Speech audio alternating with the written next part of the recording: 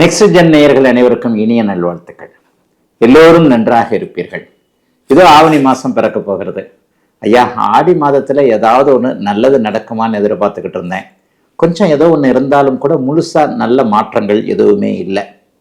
எனக்கு இந்த ஆவணி மாசம் உண்மையிலேயே தமிழ்ல பெரியவர்கள் சொல்லுவாங்க, தை மாசம் பிறந்துருச்சுல இனிமே நல்லா இருக்கும், ஆவணி மாசம் பிறக்க போதில் இனிமேல் நல்லா இருக்கும். அப்ப அந்த தைக்கும் ஆவணிக்கும் உண்மையிலே ஒரு சில சிறப்புகள் நிச்சயமாக இருக்கின்றன.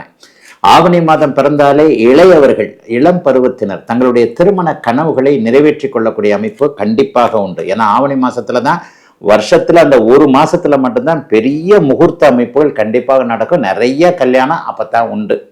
அப்ப ஆவணி மாதத்திற்கென்று உள்ள சிறப்புகள், நல்லவைகள், நல்ல விஷயங்கள், மங்கள விஷயங்கள் நிறைய நடக்கக்கூடியது ஆவணி மாதத்துடைய சிறப்புகள். ஆனாலும் தனி மனிதன் நான், உலகமே நல்லா இருந்தா கூட நான் நல்லா இல்லையேங்க. சில நேரங்களில் பாருங்க, 2 வருஷமா கஷ்டப்படுறேன், 3 வருஷமா கஷ்டப்படுறேன். இப்போது உண்மையை சொல்ல போனா மீனராசிக்காரர்களும் சிம்மராசிக்காரர்களும், அதுலேயும் உள்ள சொல்ல போனா மீனராசியில ரேவதி நட்சத்திரத்துல பிறந்தவங்களும் சிம்மராசியில பூர நட்சத்திரத்துல பிறந்தவங்க சில மாதங்களாக கடுமையான மன அழுத்தத்துல இருக்கிறீங்கன்றதான் உண்மை. கோச்சாரத்துல இந்த ராசி பலன்களை அதிகமாக பார்ப்பவர்கள், அதிகமாக கமெண்ட் கொடுப்பவர்கள் மீனராசிக்காரர்களும் சிம்மராசிக்காரர்களுமா தான் இருப்பீங்க. இவர்களுக்கு அவரவர்களுடைய வயதிற்கு ஏற்றாற் போல மன அழுத்தம் தரக்கூடிய, உண்மையிலேயே பிறந்த ஜாதக அமைப்பு தான் மெயினான ஒண்ணு.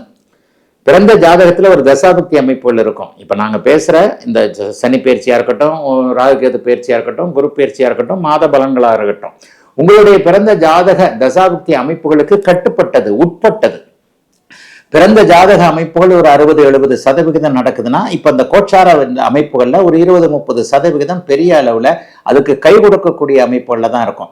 பிறந்த ஜாதக அமைப்புகளின் அடிப்படையில என்ன காரக ஆதிபத்திய தசாபுக்தி அமைப்புகள் உங்களுக்கு நடந்து கொண்டிருக்கிறதோ அதுல இப்ப அஷ்டமச்சனி ஜன்மச்சனி நடக்கக்கூடிய மீனராசிக்காரர்களும் சிம்மராசிக்காரர்களுக்கும் கடுமையான மன அழுத்தங்கள் கண்டிப்பாக இருக்கும்.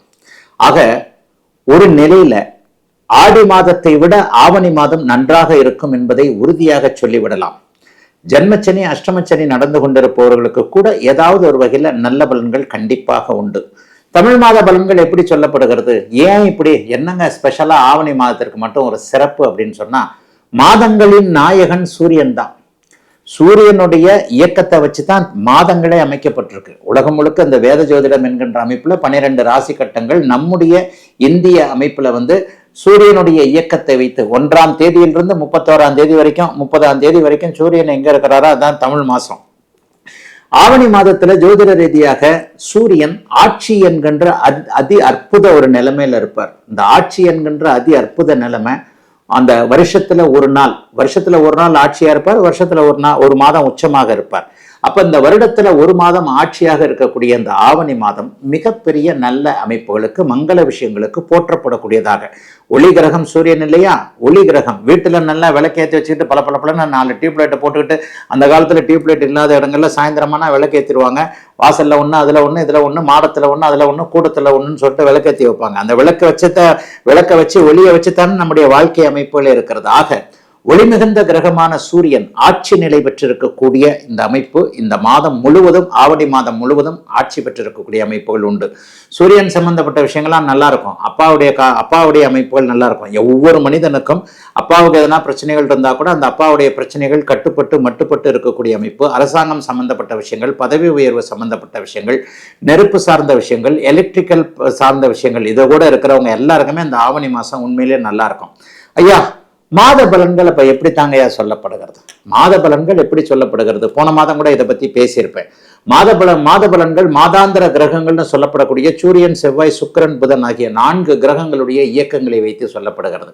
வருட பலன்கள் வருடம் ஒரு முறை மாறக்கூடிய, 2.5 வருஷத்துக்கு மாறக்கூடிய சனி, 1 வருஷத்துக்கு மாற்றக்கூடிய குரு, ராகு கேதுக்கள் 1.5 வருஷம். அப்ப இந்த மாத பலன்கள்ல இந்த சூரியன், செவ்வாய், சுக்கிரன், புதன், இந்த 4 கிரகங்களுடைய இயக்கங்கள் எப்படி இருக்கிறது என்பதை வைத்துத்தான் அந்த பலன். இப்ப ஆவணி மாத பலன்களும் நான் அப்படித்தான் உங்களுக்கு சொல்ல போறேன். ஆவணி மாதம் முழுவதும் சூரியன் ஒரே இடத்தில் சிம்ம வீட்டில், தன்னுடைய வீட்டில் ஆட்சியாக இருக்க, மிதுன வீட்டுல இந்த மாதம் முழுவதும் செவ்வாய் ஒரு நல்ல நிலைமையில இருக்கிறார். தன் ஒரு வீட்டிற்கு 3 இருந்தாலும், தன் ஒரு வீட்டிற்கு 8 இருந்தாலும் கூட புதனுடைய வீடு கொடுத்த புதன் இந்த மாதத்துல ஆட்சி உச்சம் என்கின்ற நல்ல நிலைமையை அடைய போறதுனால செவ்வாய் ஒரே நிலையில் மிதுன வீட்டில் இருக்க மாதம் முழுவதும் சிம்மத்தில் சூரியன் ஆட்சியாக இருக்க இன்னும் ஒரு பெரிய நிலைமையை சொல்லணும். ஆரம்பத்துல ஆவணி மாத ஆரம்பத்துல சுக்கிரன் நீச்சமா இருக்கிறார். சுக்கிர பயிற்சி மாதம் நடக்கும் ஒவ்வொரு மாதமும். இந்த நீச்சமாக இருக்கக்கூடிய சுக்கிரன் இந்த ஆவணி மாதத்தின் பாதியில 15 செகண்ட் வாரம் 15-14 தேதிகளிலேயே உங்களுக்கு ஆட்சி என்கின்ற இன்னொரு நிலைமைக்கு வருகிறார். அதற்கடுத்து 5 நாட்கள் ஆவணி மாதத்துடைய இறுதி பகுதியான 10 நாட்கள்ல புதன் உச்சமாக இருக்கிறார். ஆக எப்படி பார்த்தாலும் சூரியன் ஆட்சி, புதன் மாத இறுதியில் உச்சம், மாதத்தின் நடுப்பகுதிக்கு பிறகு சுக்கிரன் ஆட்சி என்கின்ற இந்த 3 நிலைமைகளே ஆவணி மாசத்தை சூப்பரா தூக்கி நிறுத்தக்கூடிய ஒரு நல்ல அமைப்பு, அருமையான ஒரு அமைப்பு. ஆக இந்த சுக்கிர தசை நடந்து கொண்டிருப்பவர்கள், சுக்கிர தசா புக்திகள் நடந்து கொண்டிருப்பவர்கள், சூரிய தசாபுக்திகள் நடந்து கொண்டிருப்பவர்கள், புதனுடைய தசாபுக்திகள் நடந்து கொண்டிருக்கக்கூடியவர்கள் எல்லாருக்குமே அந்தரங்கள் நடந்தா கூட இந்த சூரியன் புதன் சுக்கிரன் மூவருமே இந்த ஆவணி மாதத்தின் பிற்பகுதியில வலிமையாக இருக்கின்ற காரணத்தினால் மிகப்பெரிய நல்ல பலன்கள் இந்த சுக்கிர சூரிய புதன் தசா புக்தி அந்தரங்கள் நடந்து கொண்டிருப்பவர்களுக்கு உண்மையிலேயே பெரிய அளவுல நல்லா இருக்குங்க. ஆக எதை பத்தியும் கவலைப்பட வேண்டாம். ஆவணி மாதம் பெரும்பாலும் எல்லாருக்குமே நல்லா இருக்கும். இப்போது நான் சொன்ன இந்த 3 கிரகங்கள் வலுவாக இருக்கிறதும் உச்சகுரு சனியை பார்ப்பதும் மிகப்பெரிய யோக பலன்களை தரும் என்பதால் எல்லாவற்றிலும் ஒரு நிறைவுகள் இருக்கக்கூடிய ஒரு அருமையான நல்ல மாதமாகவே இந்த மாதம் அமையுங்க. அடுத்து இப்ப 12 இது பொதுவான பலன்களை சொல்லிட்டேன். 12 ராசிக்காரர்களுக்கும் இது வித்தியாசப்படும் இல்லையா? 12 ராசிக்காரர்கள் ஒவ்வொரு விதமாக ஒவ்வொரு ராசிக்கும், இப்ப நான் சொன்ன மாதிரி இந்த ஆரம்பத்துல மீனராசிக்கு ஜென்மச்சனி, சிம்மராசிக்கு அஷ்டமச்சனி, இவர்கள் 2 பேருக்கும் கடுமையான மன அழுத்தங்கள் இருக்கின்றன. ஆக 12 ராசிக்காரர்களுக்கு தனித்தனியாக இப்போது இந்த ஆவணி மாத பலன்கள் எப்படி இருக்கும் என்பதை பார்த்தலாம். கடகராசிக்காரர்களுக்கு மிகப்பெரிய உன்னதங்கள் நடக்கக்கூடிய அமைப்பு இப்போது உண்டு. காசு பணம் நல்லா வரும். 12ஆம் இடத்திலிருந்து 4ஆம் இடம் வரைக்கும் வரிசையாக கிரகமாலிகா யோக அமைப்புல கிரகங்கள் இருப்பது, உங்களுடைய ராஜயோக கிரகங்களான குரு பெரிய அளவுல உச்சமாகி ராசியிலே இருக்கிறது. அதற்கடுத்து முயற்சிகளையும் செலவுகளையும் குறிக்கக்கூடிய புதன் உச்சமாவது, 4-11ஆம் அதிபதியான சுக்கிரன் மாதத்தின் பிற்பகுதியில் ஆட்சியாவது இந்த ஆவணி மாதத்துல ஹைலைட்டான ஒரு விஷயம். ஒண்ணு சகோதரர்களால் ஏதாவது செலவுகள் வரும். மாதம் முழுவதும் 12ஆம் இடத்துல செவ்வாய் இருக்கிறார். சகோதரர்கள், கட்டிடம், மருத்துவ செலவுகள், இந்த மாதிரியான அவரவருடைய தசாபக்தி அமைப்பிற்கு ஏற்றார் போல ஒருத்தருக்கு அண்ணன் தம்பியால இந்த மாசம் செலவு வரும்.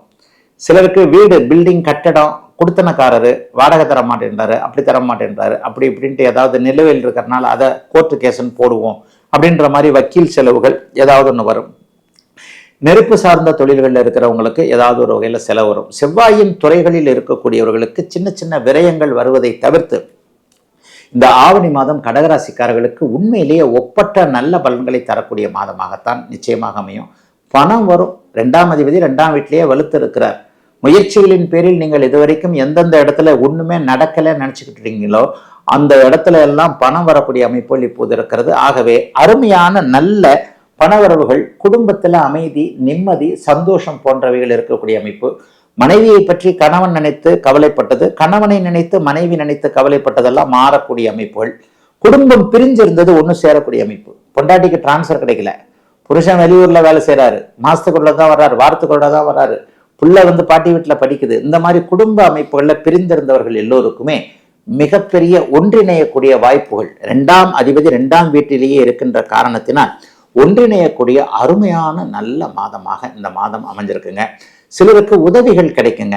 புதிய அறிமுகம், புதிய நட்புகள் ஆவணி மாதம் 20ஆம் தேதிக்கு பிறகு புதன் உச்சமாகக்கூடிய அமைப்புகள் இப்போது உண்டு. இந்த துறையில் இருக்க சாஃப்ட்வேர் துறையில் இருக்கிறவங்களுக்கு மிகப்பெரிய நல்ல மாற்றம் வரும். சாஃப்ட்வேர் துறையில் இருக்கக்கூடியவர்களுக்கு ப்ரொமோஷன், டீம் லீடர் மாதிரியான ஏதாவது ஒன்று உங்களுக்கு கிடைக்கக்கூடிய அமைப்புகள் உண்டு. 4ஆம் அதிபதியான சுக்கிரன் 4ஆம் வீட்டிலேயே ஆட்சியாக இருக்கிறார். லாபாதிபதி 4இல் ஆட்சியாக இருப்பது என்பது பெண்கள் சார்ந்த விஷயங்கள்ல நல்லதுகள் நடக்கக்கூடிய அமைப்பு. அவரவருடைய வயதிற்கு ஏற்றார் போல அம்மாவால் லாபம், அக்காவால் லாபம், தங்கையால் லாபம், தமக்கு தாரத்தால் லாபம், தன்னுடைய பொண்டாட்டி, தன்னுடைய பிள்ளை, பக்கத்து சீட்டுக்காரங்க அவங்கவுங்க வயசுக்கு ஏற்ற மாதிரி தான் பார்க்கணும். இப்பதான் ஆணும் பெண்ணும் கலந்து வேலை செய்யற அமைப்புகள் வந்துருச்சே. பக்கத்து சீட்ல ஒரு பெண் இருக்கு, இந்த சீட்ல ஒரு ஆண் இருக்கு இல்லையா? ஆணுக்கு பெண்ணாலும் பெண்ணுக்கு ஆனாலும். இந்த பலன்களை இப்ப நான் ஆணுக்கு சொன்னேன். பெண்களுக்கு அப்படியே ஆண்களால் லாபம்னு வந்துடும். அப்பா, அண்ணன், தம்பி மூலமா நல்ல லாபங்கள், கணவர்கிட்ட ஏதாவது ஒரு நல்லவைகள் நடக்கக்கூடிய அமைப்புகள் உண்டு. கடகராசிக்காரர்களுக்கு சோதனைகள் எதுவும் இல்லாத ராசியில் வலுவான கிரகங்கள் இருக்கின்ற காரணத்தினால் அனைத்தும் நன்றாக நடக்கக்கூடிய யோக மாதம் ஆவணி மாதம்.